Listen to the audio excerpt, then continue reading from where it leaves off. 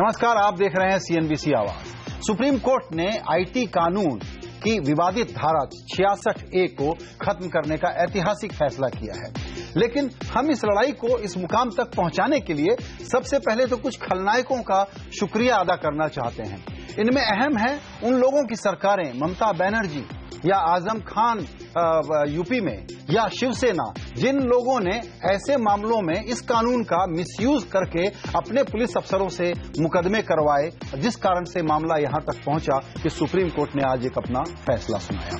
उसके बाद हम सलाम करना चाहते हैं उन महिलाओं को, जिसमें खास करके श्रेया सिंघल का नाम पहला है, जिन्होंने तय किया कि वो जाकर के इस मिसयूज के खिलाफ कोर्ट में PIL दायर करेंगी, और एक लंबी लड़ाई के बाद वो जीत गई इस मुकदमे को। और सुप्रीम कोर्ट के उन जजों को भी हम सलाम करना चाहते हैं जिन्होंने सरकार की दलील को न मानते हुए इस पूरी धारा को ही खारिज कर दिया। सुप्रीम कोर्ट के इस फैसले और इस पर खास चर्चा के लिए हमारे साथ जुड़ रहे हैं बीजेपी के IT सेल के हेड अरविंद गुप्ता, सांसद और एंटरप्रेन्योर राजीव चंद्रशेखर, कांग्रेस की नेता Ami Yagnik, social media expert Shivam Vij और साइबर लॉ की एक्सपर्ट कर्णिका सेठ। सभी मेहमानों का वक्त निकालने के लिए शुक्रिया। दोनों राजनीतिक पार्टियों के लोगों से माफी मांगते हुए यही कहना चाहूंगा मैं शुरू में ही कि आज हम लोग आराम से डिबेट करेंगे, सबको बोलने का मौका मिलेगा, किसी भी आदमी की और महिला की अभिव्यक्ति की आजादी पर हम यहां शो में कोई हमला नहीं करेंगे। लेकिन पॉलिटिकल पार्टियां कमाल होती हैं कि नहीं, कि आप आइडिया भी सुझाएंगे, कानून भी लाएंगे, दोनों पार्टियां मिलकर समर्थन भी करेंगी, उसके बाद उसको बचाने की कोशिश करेंगी। आज जब कोर्ट कह देगा कि ये कानून खराब है तो दोनों बधाई, धन्यवाद, अभिनंदन आपस में बांटने में लग जाएंगे। अमी याग्निक बहन, पहला सवाल तो आप ही से है कि आप ही की सरकार के दौरान ये गंदा कानून बना था और आज कपिल सिब्बल साहब भी अभिनंदन कर रहे हैं कोर्ट के इस फैसले का। देखिए, जब 66A आया तब वाकई UPA सरकार थी। सोशल मीडिया इवॉल्व हो रहा था, इंटरनेट आ गया था, लेकिन जो फेसबुक और ट्विटर अकाउंट्स जो सारे एकदम से आए हैं, पिछले 4-5 साल में आए हैं, आप सब एग्री करेंगे, तो ये अनरेगुलेटेड साइबर स्पेस था। इसलिए 66A का प्रावधान लाया गया लॉ में। अभी लॉ तो पार्लियामेंट में बनता है, सभी ने उसको लाया विद एन इंटेंट कि भाई ये रेगुलेट होगा, इतना ऑफेंसिव कम्युनिकेशन नहीं होगा कि जिसकी वजह से किसी और को नुकसान हो जाए, ऑब्स्ट्रक्शन हो जाए, उसको फील बैड हो जाए। तो इसके तहत 66ABCD और 67ABCD सारे लाए गए 2008 में। इंटेंशन बुरा नहीं था, इंटेंशन था टू रेगुलेट कि कोई भी कंप्यूटर। जी मैडम, तो जब मिसयूज के मामले सामने आए, जब मिसयूज के मामले सामने आए और हमने दरख्वास्त की थी कि देखिए आप लोग इसको रिव्यू कर लीजिए, वापस ले लीजिए, तब तो पूरी सरकार अड़ी हुई थी कि नहीं बिल्कुल ठीक है। नहीं, आप वहां मैं आपको रोकूंगी, मैं कहूंगी कि कपिल सिब्बल जी ने पार्लियामेंट में कहा था कि हाँ, इस पे जरूर डिबेट होना चाहिए, उसकी स्क्रूटिनी भी होनी चाहिए, सारे मल्टी स्टेक होल्डर्स, NGOs भी हो, जो पुलिस अथॉरिटीज हो, सबका डिस्कशन होना चाहिए, क्योंकि एनी लॉ जब भी आता है उसको एक स्क्रूटिनी टेस्ट से पास होना पड़ता है। जब भी कोई लॉ नया लाते हैं उसकी एप्लीकेशन के बाद पता चलता है कि भाई ये क्या चीज है। तो उन्होंने कहा था सबका डिस्कशन होना चाहिए, डिबेट होना चाहिए, और ये बात जरूर हम लाएंगे। वो 2012 में ठीक है, आइए और राय शामिल करते हैं। बिल्कुल। अरविंद गुप्ता जी, आज आपने सुबह इस फैसले का स्वागत किया और कहा कि हम कमिटेड हैं कि अभिव्यक्ति की आजादी पर किसी भी प्रकार का कोई भी अंकुश हम नहीं आने देंगे। लेकिन additional solicitor general Tushar Mehta ने इस मुकदमे में जो बचाव में बातें रखी हैं, उसको पढ़ करके हमको ये शक होता है कि नए कानून में इस प्रकार की रोक रुकावट का प्रावधान तो नए ढंग से लाया जाएगा। सिर्फ इसकी जो ब्रॉड बेस्ड व्याख्या होती थी शब्द की कि किसको ग्रॉसली ऑफेंसिव माना जाए, उसको थोड़ा स्पेसिफिक कर देंगे। आई होप कि आप मेरे शक को गलत साबित करेंगे। यहां देखिए, आज से एक नई लॉ बनाने की मतलब एक चर्चा चालू हुई है। नया लॉ आना चाहिए और सुप्रीम कोर्ट का डिसीजन हमने सुबह भी बोला है और पहले भी बोला है कि ये लॉ बहुत ड्रैकोनियन था, बहुत आर्काइक था। जो जिस तरह से टेक्नोलॉजी में नई नई चीजें आ रही थी, उससे ये लॉ बिल्कुल एकदम ऑपोजिट एंड पे था। जो इसमें यूपीए सरकार का रोल रहा वो तो हम सबको मालूम ही है।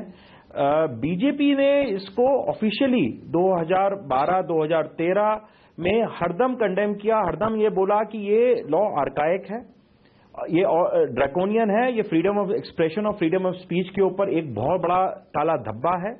और ये लॉ एक नया, it's a law by itself, ये कॉन्स्टिट्यूशन के बहुत सारे प्रोविजंस को वायलेट करता है।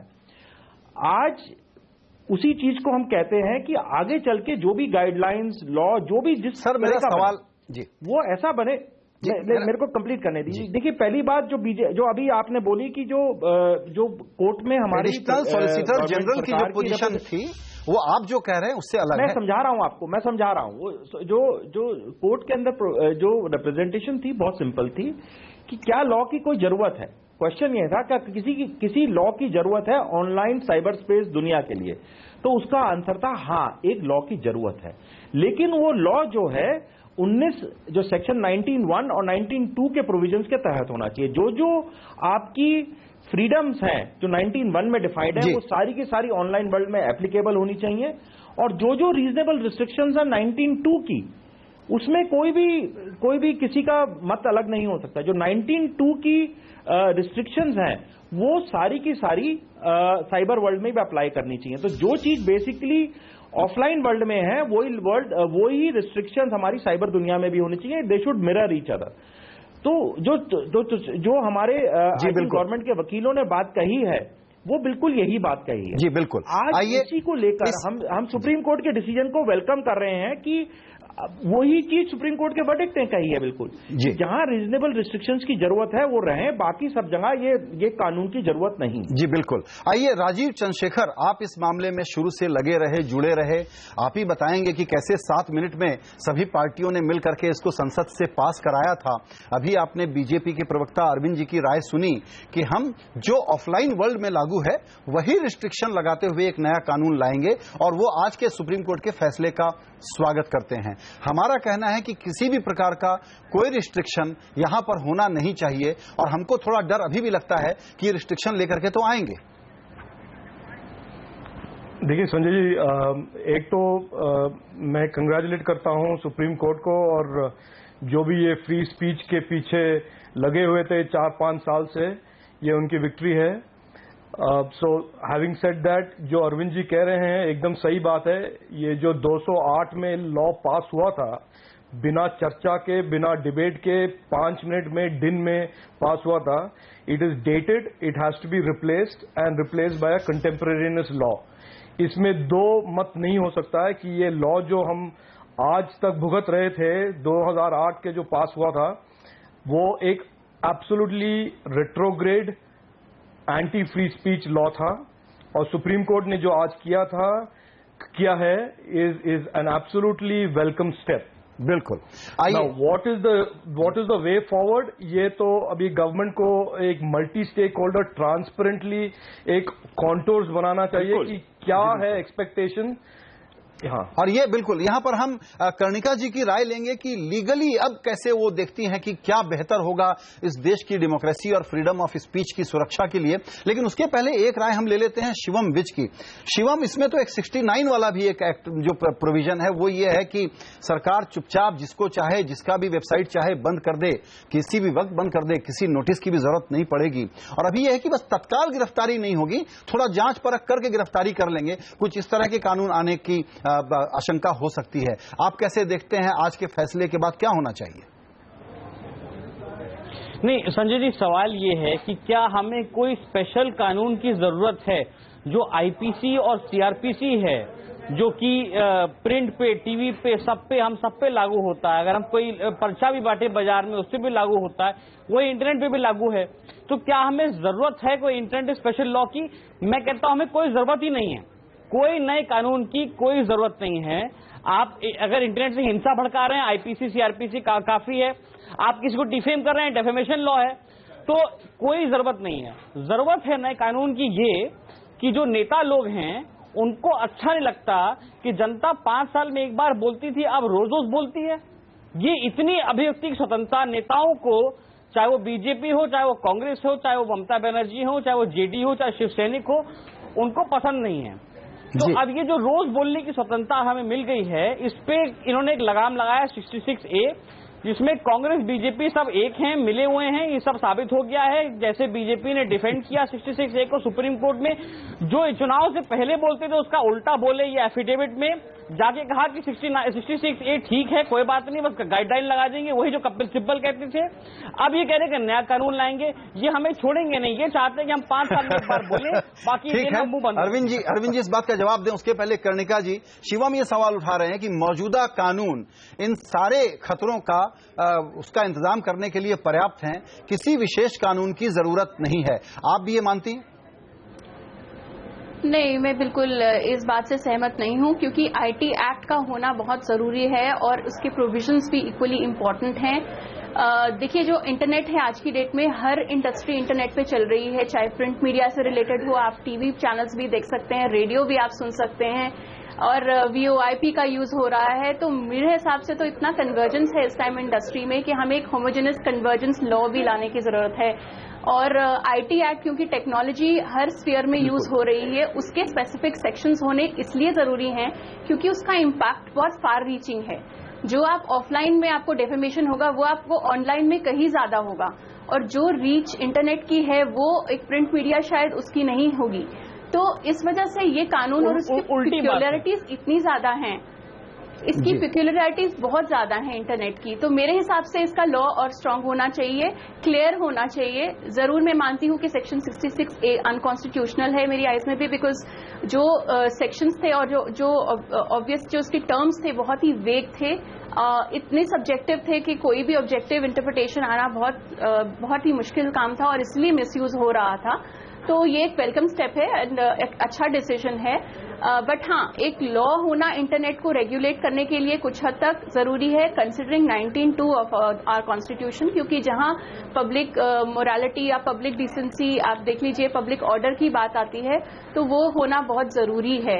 आपको याद होगा पीछे भी गवर्नमेंट ने एक ब्लॉकिंग करी थी, जब असम राइट्स का कुछ यूट्यूब पे चला था वीडियो, तो उसको भी ब्लॉक किया गया था। तो देयर आर सर्टेन केसेस जब ये जरूरी हो जाता है करना, और ब्लॉकिंग पावर्स होनी भी जरूरी है। बट हाँ, उनका मिसयूज और उनकी बिना किसी गाइडेंस के ये अनब्रिडल्ड पावर्स देना, लॉ एनफोर्समेंट को इसे इंटरप्रेट करने की अनब्रिडल्ड पावर्स देना, वो गलत है। इसमें बिल्कुल धुआंधार पावर दिए हुए थे कि बगैर किसी ज्यादा जांच पड़ताल के आप किसी को भी चाहें तो जब चाहें गिरफ्तार कर लें 66A में। और आगे एक कानून की जरूरत है या नहीं, इस पर हम चर्चा कर रहे हैं। मेहमानों का बड़ा खास पैनल हमारे साथ है। छोटा सा ब्रेक लेके अभी तुरंत लौटते हैं।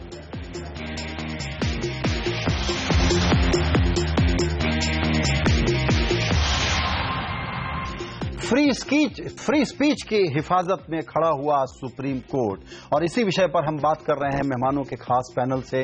बीजेपी के अरविंद गुप्ता और अमी याग्निक, राजीव चंद्रशेखर, शिवम विज और कर्णिका सेठ हमारे साथ मौजूद हैं। अरविंद जी, आपने कर्णिका जी की भी बातें सुनी और शिवम विज ने एक सवाल उठाया कि मौजूदा कानून पर्याप्त है, किसी विशेष कानून को बनाने की कोई जरूरत नहीं है। आप क्या कहते हैं?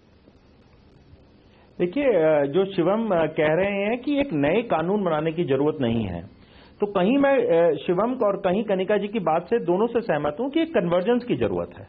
कन्वर्जेंस के अंदर ये होता है कि आप चाहे उसको लॉ बनाएं, चाहे गाइडलाइंस कहें, वो राजीव जी बेहतर बता पाएंगे कि उसको पॉलिसी स्टेटमेंट कहेंगे, एक एडवाइजरी कहेंगे कि गाइडलाइंस कहेंगे, उसकी टर्मिनोलॉजी मेरे ख्याल से डिसाइड होगी। लेकिन क्या चीज की जरूरत है कि आगे की दुनिया, डिजिटल दुनिया, इंटरनेट की दुनिया, साइबर दुनिया इज कन्वर्जेंट, और उसमें जहां अगर हम ये देख सकते हैं कि 19(2) के जो प्रोविजंस हैं उनका अगर हम ख्याल रखकर, एक फ्रीडम ऑफ स्पीच का ख्याल रखकर, फ्रीडम ऑफ एक्सप्रेशन का ख्याल रखकर एक रिकग्निशन दे सकते हैं साइबर दुनिया को कि ये एक लेजिटिमेट मीन्स ऑफ कम्युनिकेशन है, तो दोनों चीज कन्वर्ज हो जाएंगी और उस चीज की जरूरत है। अब उसको किस शेप और फॉर्म में दिया जाएगा, उसके लिए मेरे को लगता है एक open discussion, multi stakeholder discussion होनी चाहिए, और एक नई गाइडलाइंस या लॉ या जो भी आप कहना चाहें वो आनी चाहिए, बस दैट्स ऑल। जी बिल्कुल, इससे ज्यादा कुछ जरूरत नहीं होनी चाहिए, बिकॉज बहुत सारी चीजें आईपीसी के अंडर ऑलरेडी कवर्ड है। जी बिल्कुल। राजीव चंद्रशेखर जी, जब अरविंद जी ये बात बताते हैं तो बड़ा कन्विंसिंग लगता है कि बीजेपी की लाइन बिल्कुल ठीक है, लेकिन हमको डर तब लगता है जबकि जो और तरीके होते हैं, मान लीजिए अभी एक किताब बैन हो गई, या मान लीजिए अभी एक फिल्म को बैन कर लिया गया, या अचानक संविधान के प्रिएम्बल पर दुर्घटनावश कहीं से एक विज्ञापन छप करके आ गया। कोई फिल्म बैन नहीं हुई थी जी, फिल्म बीबीसी वाली फिल्म की बात मैं कर रहा हूं, उसके बारे में ये कहा गया था कि ये फिल्म भारत में नहीं दिखाई जाएगी, यूट्यूब से ब्लॉक भी हुआ था। मैं उस पर आपको एक करेक्शन देना चाहता हूं कि वो फिल्म कभी बैन नहीं हुई थी। उसके अगेंस्ट जो लीगल इश्यूज थे उसके ऊपर एक बारी उसके ऊपर मांगा गया उससे कि भाई आप जो लीगल आपने कॉन्ट्रैक्ट साइन किए हैं, जो लीगल एग्रीमेंट साइन किए हैं, उनको फॉलो करिए। आपने ड्यू प्रोसेस फॉलो नहीं किया। मैं क्लैरिफिकेशन देना चाहता हूं आपको। ठीक है, आज का सब्जेक्ट नहीं है ये। ठीक है, आई स्टैंड करेक्टेड। ठीक है, आई स्टैंड करेक्टेड। उसमें इतना फैक्ट जरूर है कि जैसे वो मीडियम पर आया, यूट्यूब ने उसको भारत में दिखाने से उसको हटा दिया गया। हो सकता है किसी और तरीके से बात पहुंचाई गई हो उन तक, खैर उसमें हम नहीं जाते। राजीव चंद्रशेखर जी, सवाल यह है कि फ्री स्पीच के बारे में you should err on the other side कि हम प्रोटेक्ट करने के लिए जान दे देंगे आपकी आजादी को, न कि अगर आपके बारे में कुछ मैंने गलत लिख दिया तो उसके लाइक करने वाले को, जिसकी फॉलोइंग 7 आदमी की है, उसको भी हम जेल में बंद कर देंगे। तो जो सुप्रीम कोर्ट में सरकार के वकील ने बात रखी, उसको सुन करके हमको लगता है कि थोड़ा सा बेटर लॉ, थोड़े गाइडलाइन के साथ, लेकिन ये पावर सरकार अपने हाथ में रखना चाहेगी, क्योंकि उनको लगता है कि ये इंडिविजुअल मीडिया है, ये कोई इंस्टीट्यूशनल मीडिया तो है नहीं, हमारे जैसा नेटवर्क तो है नहीं कि आप किसी आदमी को पहचान लें और पकड़ लें। तो खतरा ये है कि आने वाले दिनों में जो कानून को हम देखेंगे, थोड़ा फाइन ट्यून्ड कानून आएंगे, लेकिन कानून तो आने वाले हैं। देखिए संजय जी, कहीं का भी गवर्नमेंट हो, उनके पब्लिक पॉलिसी के 2 ऑब्जेक्टिव होंगे। एक तो safe internet, that is to avoid misuse of the internet, और दूसरा है to preserve the freedom of expression and freedom of speech. ये एक अफवाह और एक मिथ चला हुआ है कि ये 2 एक कॉम्प्रोमाइज सोल्यूशन है कि एक यू हैव टू चूज एक या दूसरा, कि या तो सेफ इंटरनेट होगा या तो फ्री स्पीच होगा। ओबामा ने फेमसली 2007 में एक कोट कहा है, he said I reject as false the choice between security and freedom of expression. There is no need for us to make this choice. दोनों safe internet and free internet both are possible. ये जो नया law बनेगा, parliament जो government बनाएगी नई law, must put both these issues on the same pedestal. ये नहीं कि गवर्नमेंट ने कहेगा कि मैं मिसयूज को रोकने के लिए फ्रीडम ऑफ एक्सप्रेशन को दबाऊंगा, या फ्रीडम ऑफ एक्सप्रेशन को फ्लरिश करने के लिए मैं मिसयूज को नहीं रोक सकता हूं। और ये दोनों ऑब्जेक्टिव अचीव हो सकते हैं। बिल्कुल, both these objectives can be achieve. दोनों ऑब्जेक्टिव अचीव हो सकते हैं। अमी बेन, आपको तो आज देखिए अरविंद गुप्ता जी ने जो बात रखी है उसमें इनको बधाई देने का वक्त है। आपकी पार्टी लिबरल समझी जाती थी जो ऐसा खराब कानून लेकर के आई, और जिस पार्टी को हम कंजर्वेटिव समझते थे वो आगे बढ़ करके कह रहे हैं कि फ्री स्पीच पर किसी भी प्रकार का कोई हमला हम नहीं होने देंगे जब आगे कानून बनाएंगे। आप मेरे सामने इस शो में अरविंद जी को बधाई देना चाहेंगे?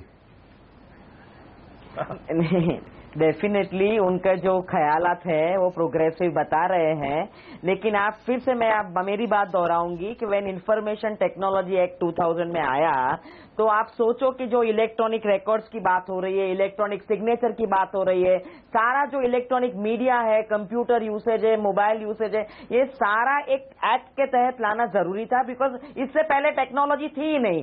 तो ये नई टेक्नोलॉजी आने की वजह से सारा चेंज हुआ है, परिवर्तन हुआ है, तो इसकी वजह से ये एक्ट लाना पड़ा। और ये लर्निंग प्रोसेस है। एक्ट के अंदर ये नो, और इसमें ये 66 इसलिए डाला गया कि फ्रीडम ऑफ एक्सप्रेशन की इसमें बात नहीं थी। अगर आप ऑफेंसिव यूज करते हो इस कंप्यूटर के जरिए से कि किसी और को ऑब्स्ट्रक्शन हो जाए, किसी और को एनॉयंस हो जाए, तो ये ऑफेंस बनता है। ऐसा एक चैप्टर रखा हुआ है ये पूरे एक्ट में। जी बिल्कुल। तो इसमें ऐसा है कि ये लाना तो जरूरी था एक टाइम, इंटेंशन। अभी अनकॉन्स्टिट्यूशनल सुप्रीम कोर्ट ने ठहराया है, तो ये दोबारा लाएंगे तो it will come with more checks and balances और स्क्रूटिनी से जाएगा। तो अरविंद जी की भी बात सही है और इस पर डिबेट जरूर होगा। बिल्कुल।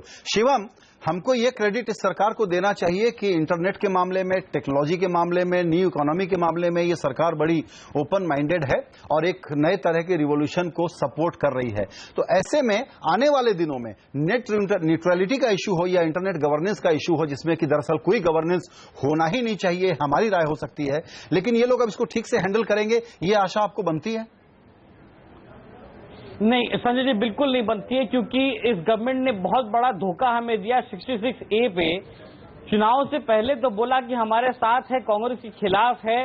मोदी जी ने अपना ट्विटर में अपनी फोटो हटा के काली फोटो लगाई प्रोटेस्ट में, अरुण जेटली जी ने बोला संसद में कि इमरजेंसी की तरह कानून लगा रखे हैं, पर जब सरकार में आए इन्होंने तो सुप्रीम कोर्ट में जाके इन्होंने एफिडेविट ये फाइल किया कि 66 ये ठीक है, बस थोड़ी गाइडलाइन चाहिए। ये बात आपने बताई। तो बिल्कुल जो इन्होंने ये जी कर्णिका ये जो इन्होंने धोखा किया है जी, इससे मुझे लगता है कोई उम्मीद है इनसे। बिल्कुल कर्णिका, आगे चलते हुए जो मैंने मुद्दा उठाया कि इंटरनेट गवर्नेंस के मामले में सरकार गलती करे तो दूसरे साइड में करे, यानी लिबर्टी को चोट न लगे उसका पूरा ध्यान रखे। उसको देखते हुए इस वक्त जिस प्रकार की डिबेट चल रही है, आपको क्या लगता है कि आने वाले दिनों में कंट्रोल वाले माइंडसेट से ये सरकार बाहर निकल करके अब जो कानून बनाएगी वो दरअसल नए एंटरप्रेन्योरशिप को, नई टेक्नोलॉजी को बढ़ाने के लिए बनाएगी? आई थिंक प्रोग्रेसिव होगा, बिकॉज जो अभी क्योंकि ये स्ट्राइक डाउन हो गया है प्रोविजन, तो एक लिबर्टी जो है फ्रीडम ऑफ स्पीच को हिंडर नहीं होना चाहिए, नेट पे कर्टेल इतना नहीं होना चाहिए। ओनली जहां रेयरेस्ट ऑफ रेयर केसेस जहां पर रियली ग्रेविटी इतनी है इस पर्टिकुलर एक्ट की कि उसे क्रिमिनलाइज किया जा सके, उन्हीं एक्ट्स को क्रिमिनलाइज या पिनलाइज किया जाए। बहुत सारे केसेस ऐसे होते हैं, कुछ वर्ड्स जैसे आप कह दीजिए इनकन्वीनियंस, किसी को इनकन्वीनियंस किसी के लिए इनकन्वीनियंस नहीं भी हो सकती और किसी को अनॉयंस जो है किसी के लिए जस्ट मजाक भी हो सकती है। तो उसको कैसे इंटरप्रेट किया जाए, उसकी एक क्लैरिटी होना या इलस्ट्रेटिव एग्जाम्पल्स देना या उसकी लिमिट्स को डिफाइन करना, उन टर्म्स को डिफाइन करना बहुत जरूरी होगा अगर एक नया कानून लाया जाता है। और उसको ये रीजनेबल टेस्ट को, स्क्रूटनी को जरूर उसको it has to withstand the test of time and law as well. जी बिल्कुल। आई थिंक बहुत जरूरी है अगर कोई नया कानून लाते हैं, क्योंकि मैं ये नहीं मानती कि आईपीसी इनफ है। आईपीसी में जो सेक्शंस हैं वो they are supplementing IT act. जब एक स्पेशल लॉ, एक स्पेशल फील्ड में कोई एक्ट हो रहा है, काम हो रहा है, तो उसको डील करने के लिए एक स्पेशल लॉ बनाया जाता है और उसका absence can not be ground to say कि जनरल लॉ है वो टेक केयर कर लेगा। मेरे हिसाब से एक न्यू कानून जरूर आएगा, बट उन केसेस के लिए जहां बहुत जैसे बहुत स्ट्रांग हेट स्पीच, अब साइबर टेररिज्म को लेके हमारे सेक्शन है, साइबर पोर्नोग्राफी को लेके एक सेक्शन है, चाइल्ड पोर्नोग्राफी को कर्व करने के लिए आईटी एक्ट में सेक्शन है।